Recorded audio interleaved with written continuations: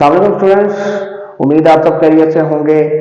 Today I am here with my new video which will be explaining the important long questions of grade first year. आज की जो video है वो explain करेगी कि grade 11 जो है उसकी बायोलॉजी के इम्पोर्टेंट क्वेश्चंस कौन से हैं। स्टूडेंट्स की डिमांड थी और जैसा कि आप लोगों को पता है कि फर्स्ट ईयर की बायोलॉजी का पेपर जो है वो करीब आता जा रहा है, तो स्कीम के अकॉर्डिंगली जो इम्पोर्टेंट चैप्टर्स हैं, जो मेरे रिकमेंडेड चैप्टर्स हैं, उनमें से मैं कुछ इम्पोर्टेंट जो लॉन्ग क्वेश्चंस हैं उनको ना सिर्फ यहाँ पे डिस्कस करूंगा बल्कि एक किस्म का उनका ओवरव्यू भी आपको मिल जाएगा।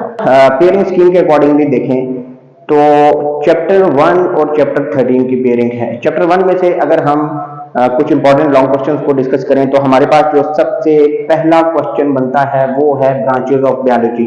हमारे पास कुछ ब्रांचेज आ सकती हैं जो आपको डिस्क्राइब करने के लिए आ सकती हैं, आपको आपसे उनकी डेफिनेशन भी पूछी जा सकती है। एटलीस्ट 4 ब्रांचेज जो है वो आ सकती हैं। तो ये ब्रांचेज बड़ी सिंपल हैं, शॉर्ट क्वेश्चन के हवाले से भी इंपॉर्टेंट हैं, तो इनको अच्छे तरीके से जो है वो तैयार किया जाए। कुछ इतना ज्यादा मुश्किल भी नहीं है ब्रांचेज ऑफ बायोलॉजी में। आप अगर देखें तो बड़ी सिंपल से ब्रांचेज हैं। उसमें एक फ्रेश वाटर और मेरीन वाटर का थोड़ा सा जो है वो कॉन्सेप्ट आ जाता है कि फ्रेश वाटर जो है वो उसमें सॉल्ट्स की कंसंट्रेशन कम होती है और मेरीन वाटर जो है वो उसमें सॉल्ट्स की कंसंट्रेशन ज्यादा होती है। तो फ्रेश वाटर और मेरीन बायोलॉजी का थोड़ा सा, बाकी सारी ब्रांचेज तकरीबन वही हैं जो लोअर ग्रेड से डिस्कस होती चली आ रही हैं। नेक्स्ट अगर हम बात करें levels of organisation, levels of organisation में हमारे पास जो इंपॉर्टेंट क्वेश्चन बनता है वो है molecular level, organ and organ system level, population and community level. Molecular level में आपको पता है कि हमारे पास जब एटम्स कंबाइन होते हैं सेम एलिमेंट्स या डिफरेंट एलिमेंट्स के, तो वो हमारे पास मॉलिक्यूल बनाते हैं। ऐसे मॉलिक्यूल जो कि लिविंग ऑर्गेनिज्म की बॉडी का पार्ट है उनको हम बायोमॉलिक्यूल्स कहते हैं। फिर हमारे पास माइक्रो और मैक्रो मॉलिक्यूल्स का कॉन्सेप्ट आ जाता है। जिनका मॉलिक्यूलर वेट लो होता है वो माइक्रो मॉलिक्यूल्स कहलाते हैं और जिनका मॉलिक्यूलर वेट ज्यादा होता है वो मैक्रो मॉलिक्यूल्स कहलाते हैं। इसके अलावा हमारे पास नेक्स्ट आता है organ and organ system level. Organ किसे कहते हैं? हम ये कहते हैं कि जिसमें डिफरेंट टिश्यूज जो है वो हमारे पास मिलते हैं लेकिन वो फंक्शन सेम परफॉर्म करते हैं, तो ऐसे स्ट्रक्चर को ऑर्गन कहा जाता है। स्टमक की एग्जांपल ले लें जिसमें हमारे पास जो है वो ग्लैंडुलर टिश्यू या एपिथेलियल टिश्यू भी मौजूद है, मस्कुलर टिश्यू भी मौजूद है। तो हमारे पास जो ग्लैंडुलर टिश्यू है वो एंजाइमेटिक सिक्रीशंस कर रहा है और जो हमारा मस्कुलर टिश्यू है वो कॉन्टैक्ट और रिलैक्स कर रहा है। ये दोनों का फंक्शन सेम है, टिश्यू दो डिफरेंट है लेकिन फंक्शन सेम है, तो हमारे पास एक ऑर्गन लेवल बन जाता है। इसके अलावा हम बात करते हैं ऑर्गन सिस्टम लेवल की।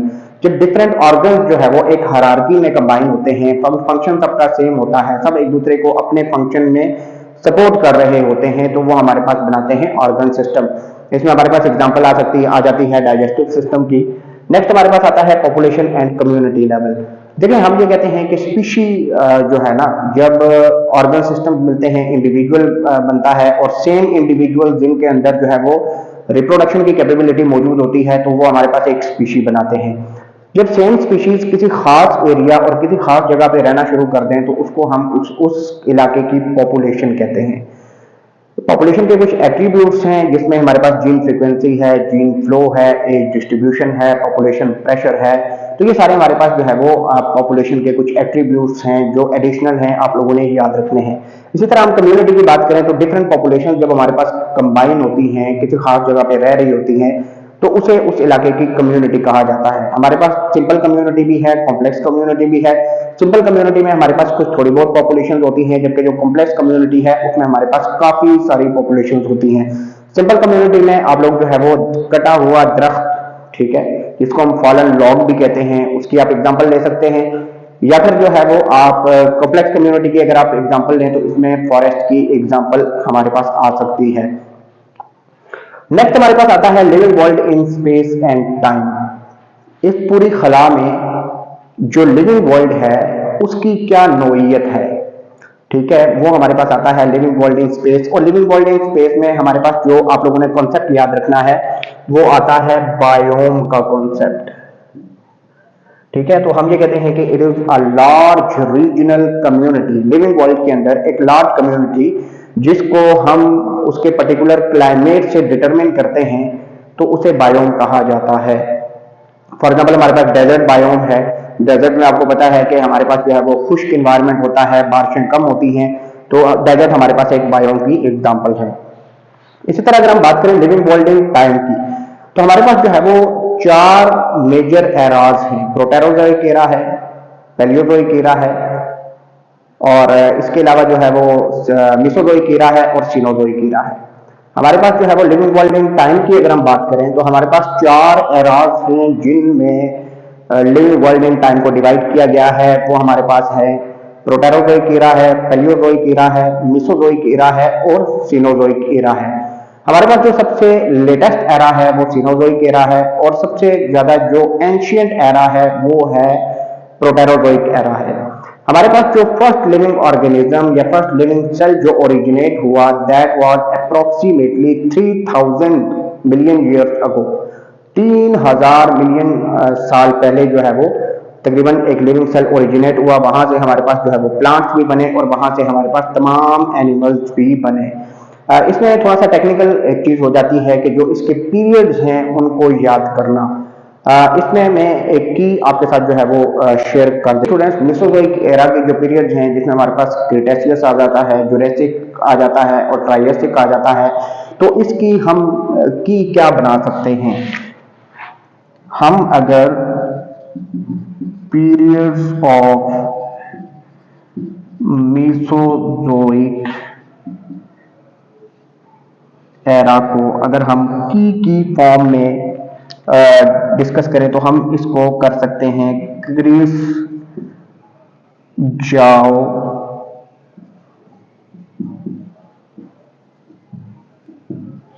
टर्की। ठीक है, क्रेटेशियस, जुरासिक, और ये हमारे पास क्या बनता है? ट्रायसिक। तो ये आपके पास मेसोजोइक एरा के जो पीरियड थे उनको मैंने की फॉर्म में, ठीक है, की फॉर्म में जो है वो डिस्क्राइब कर दिया है ताकि आपको याद करने में आसानी हो। ये हमारे पास पीरियड्स ऑफ मेसोजोइक एरा थे, और अब हम डिस्कस करेंगे कि हमारे पास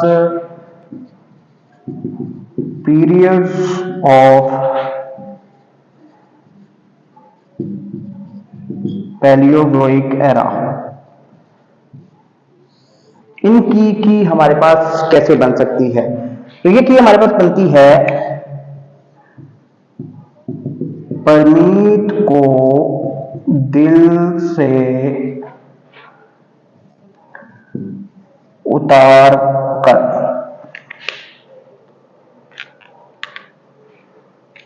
Permian,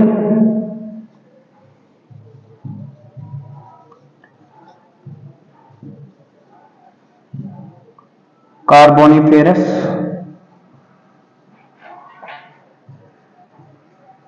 Devonian, Silurian, Ordovician, Cambrian.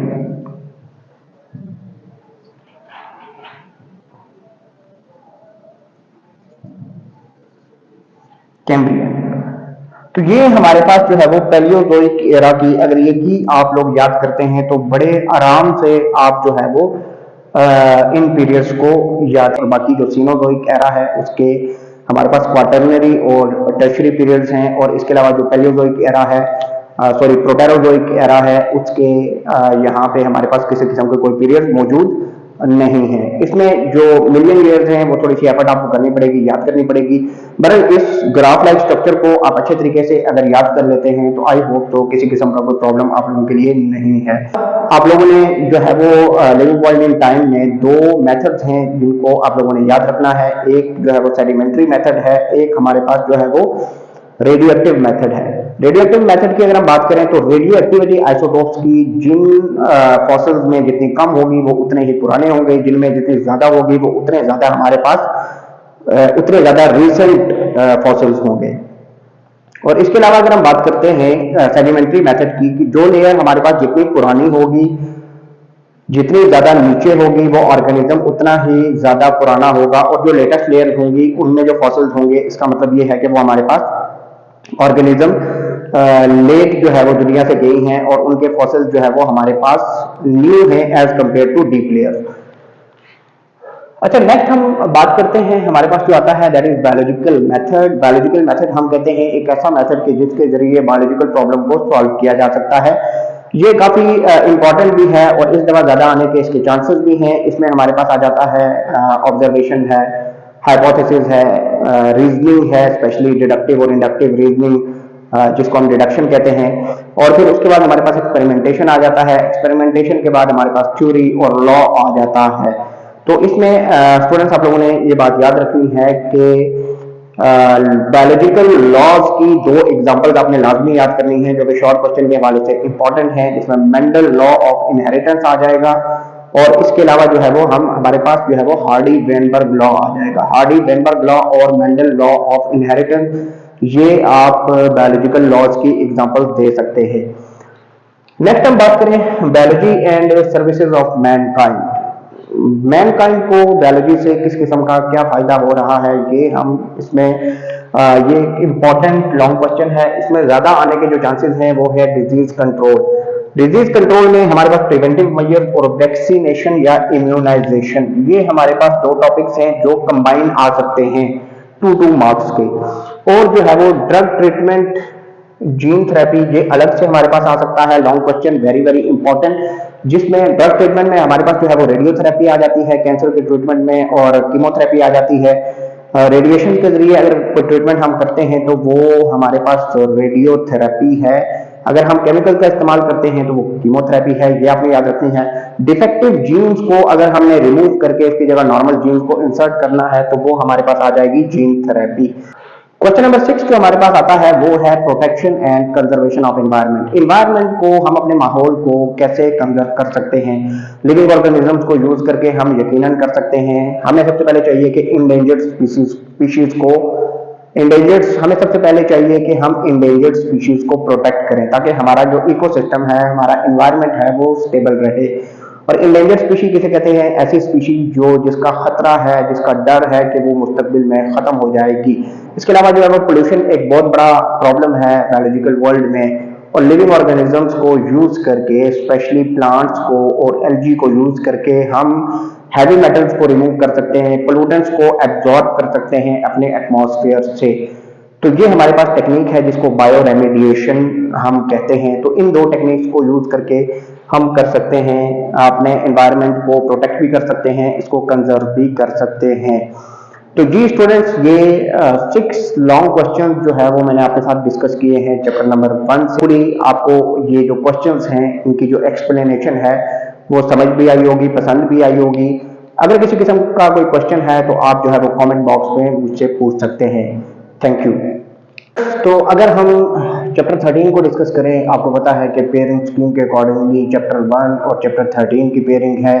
तो हम एक ही वीडियो में क्वेश्चन नंबर 5 जो पेपर में आएगा, जिसमें चैप्टर नंबर 1 से एक क्वेश्चन आएगा और चैप्टर 13 से दूसरा क्वेश्चन आएगा, उसको हम डिस्कस करते हैं। देखिए, चैप्टर 13 जो है वो पहली दफा पेयरिंग स्कीम में शामिल हुआ है। इससे पहले चैप्टर 1 और चैप्टर 14 की पेयरिंग थी, और ये एक तरह की स्टूडेंट्स के लिए काफी ज्यादा आसानी हो गई है क्योंकि चैप्टर 13 जो है वो एक इजी चैप्टर है और इसमें काफी ज्यादा जो है वो चीजें इंपॉर्टेंट भी हैं और बड़े इजीली जो है वो चीजें समझ आ भी जाती हैं। तो हम अगर बात करें तो सबसे पहला हमारा क्वेश्चन आता है वो है photo respiration and it's consequences. Photo respiration नाम से ही जाहिर है, फोटो का मतलब है लाइट और रेस्पिरेशन ऐसी रेस्पिरेशन जो दिन के टाइम हो रही है उसको फोटो रेस्पिरेशन कहते हैं। और फोटो रेस्पिरेशन के प्लांट्स के लिए क्या कॉन्सिक्वेंसेस हैं? हम ये कहते हैं कि प्लांट्स को किसी किस्म का कोई फायदा नहीं होता, अलबत्ता प्लांट्स को नुकसान जरूर होता है क्योंकि प्लांट्स की फोटोसिंथेसिस का प्रोसेस नहीं हो पाता और उसकी वजह से प्लांट्स की जो प्रोडक्टिविटी है वो कम हो जाती है। फोटो रेस्पिरेशन का प्रोसेस क्यों होता है? हम ये कहते हैं कि रोबिस्को जो एंजाइम है उसकी जो कैपेबिलिटी है ऑक्सीजन और कार्बन डाइऑक्साइड दोनों के साथ जो बाइंडिंग कैपेबिलिटी है वो बेसिकली जो है ना फोटो रेस्पिरेशन को ड्राइव करती है। और ये डिपेंड करता है कि कौन सी गैस की कॉन्सेंट्रेशन ज्यादा होगी। अगर ऑक्सीजन की कंसंट्रेशन ज्यादा होगी तो ऑक्सीजन बाइंड करेगी, कार्बन डाइऑक्साइड की कंसंट्रेशन ज्यादा होगी तो कार्बन डाइऑक्साइड बाइंड करेगी।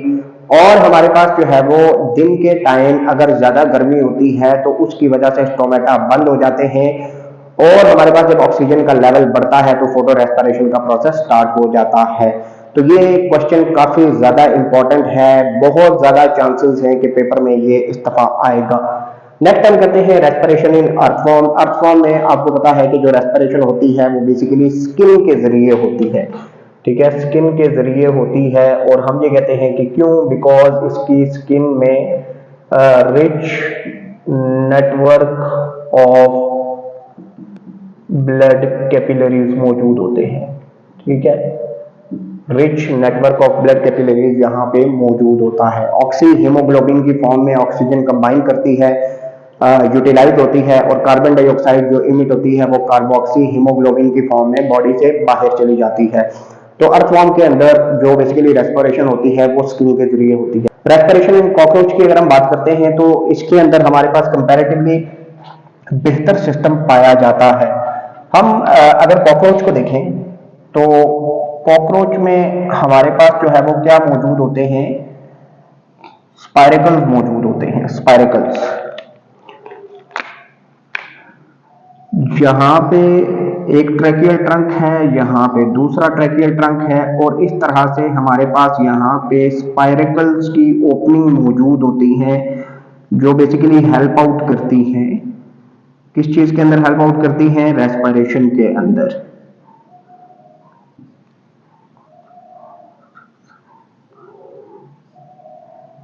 ये देखिए, ये हमारे पास जो है वो स्पाइरेकल्स की ओपनिंग है। ये स्पाइरेकल्स हैं कॉकरोच के केस में, और यहां पे हमारे पास ये जो है वो क्या है, दिस इज ट्रैकिया। ट्रैकिया के साथ यहाँ पे हमारे पास जो है वो क्या मौजूद होते हैं, ट्रैक्यूल्स मौजूद होते हैं।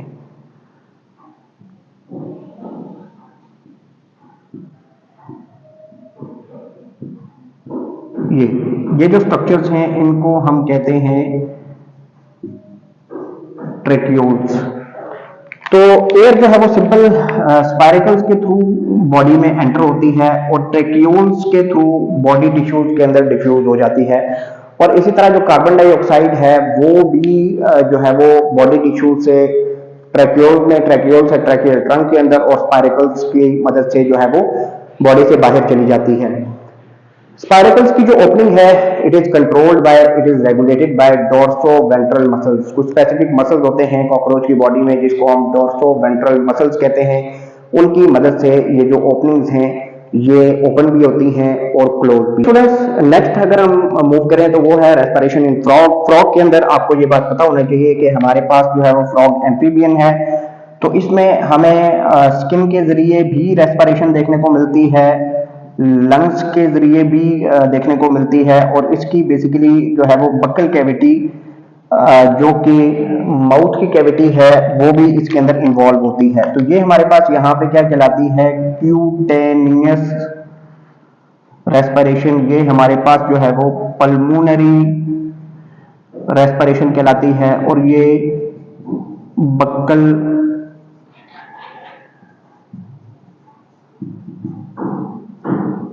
रेस्पिरेशन कहलाती है। तो ये हमारे पास तीन तरह की जो रेस्पिरेशन है ये फ्रॉग के अंदर एग्जिस्ट करती है।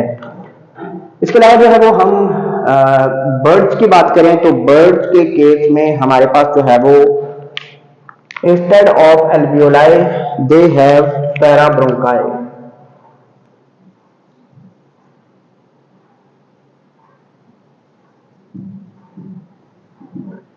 पैराब्रोंकाई हम ये कहते हैं कि they are more efficient than alveoli. Alveoli की निस्बत ये ज्यादा एफिशिएंट है। क्यों एफिशिएंट है? क्योंकि बिकॉज उनकी जो दोनों ओपनिंग्स हैं, ठीक है, ये मौजूद हैं, दो ओपनिंग मौजूद हैं पैराब्रोंकाई में, और हम ये कहते हैं कि यहाँ पे काउंटर करंट मैकेनिज्म एग्जिस्ट करता है। What is counter current mechanism? हम ये कहते हैं कि अगर ऑक्सीजन इस डायरेक्शन में फ्लो कर रही है तो जो ब्लड फ्लो होगा वो इसके अपोजिट होगा। तो ये यहाँ पे जो गैसेस एक्सचेंज है वो मैक्सिमम है, तो इस वजह से हम ये कहते हैं कि parabronchi are more efficient as compare to alveoli. फिर हम ये कहते हैं कि एक्सटेंशन ऑफ लंग्स यहाँ पे एग्जिस्ट करती हैं, जिनको हम एयर सैक्स कहते हैं। ये जो एयर सैक्स हैं ये बेसिकली जो है वो जो बोन्स के अंदर भी पेनिट्रेट कर रही होती हैं और जो बर्ड्स की बॉडी है उसको लाइट बनाती हैं और उनको फ्लाइंग जो मोड है उसके अंदर हेल्प आउट करती हैं। तो ये हमारे पास जो है वो रेस्पिरेशन बर्ड था। फिर मैकेनिक्स ऑफ ब्रीदिंग, ये भी काफी ज्यादा इंपॉर्टेंट है। इसमें हमारे पास मैकेनिज्म बताया हुआ है इंस्पायरेशन का, जिसको हम इनहेलेशन भी कहते हैं, और एक्सपायरेशन का, जिसको हम एक्सहेलेशन भी। आपको पता है कि बेसिकली जो चीज यहाँ पे इसको डिसाइड कर रही होगी वो मैकेनिकल मूवमेंट है। और मैकेनिकल मूवमेंट किस किस चीज की, हम ये कहेंगे कि मैकेनिकल मूवमेंट वो किस किस चीज की होगी। एक तो रिब्स के साथ एसोसिएटेड है inter coastal muscles, number 1। Number 2 अगर हम बात करें तो डायफ्राम के साथ एसोसिएटेड है मसल्स। फिर नंबर 3 हम ये कहते हैं कि लंग्स की जो स्पॉन्जी नेचर है, ये 3 फैक्टर जो है वो डिसाइड कर रहे होंगे कि आपके पास जो मैकेनिज्म है वो इंस्पायरेशन है या एक्सपायरेशन है। नेक्स्ट क्वेश्चन पे अगर हम बात करें तो that is transport of oxygen.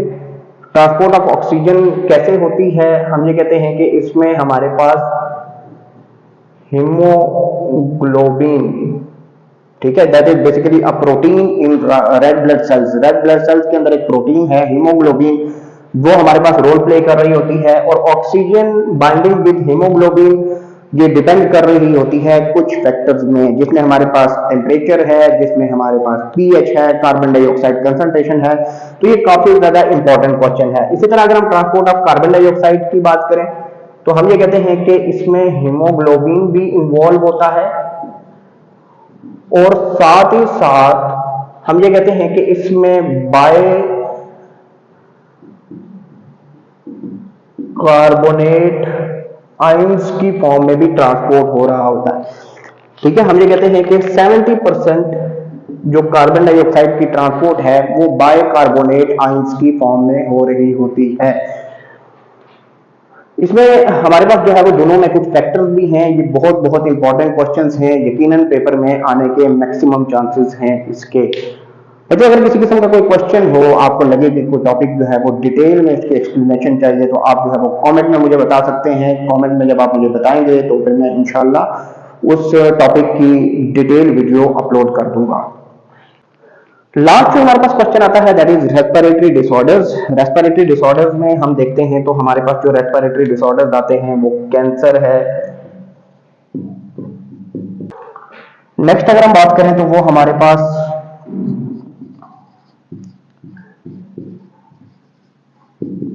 Tuberculosis है।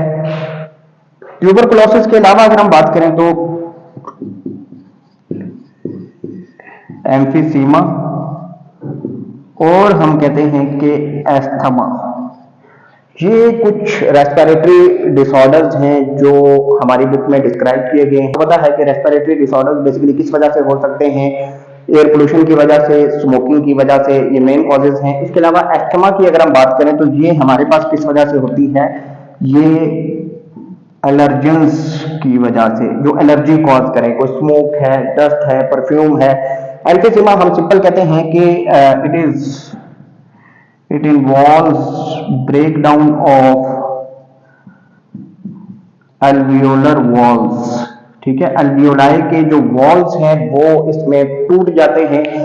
ट्यूबरकुलोसिस हम कहते हैं कि इसमें हमारे पास जो है ना, ये किसकी वजह से होता है, एक बैक्टीरिया की वजह से। उस बैक्टीरिया को हम कहते हैं मायोबैक्टीरियम ट्यूबरकुलोसिस, और ये हमारे पास पुअर हाइजेनिक कंडीशंस की वजह से ये बीमारी फैलती है। कैंसर आपको पता है कि अनकंट्रोल्ड सेल डिवीजन को कहते हैं,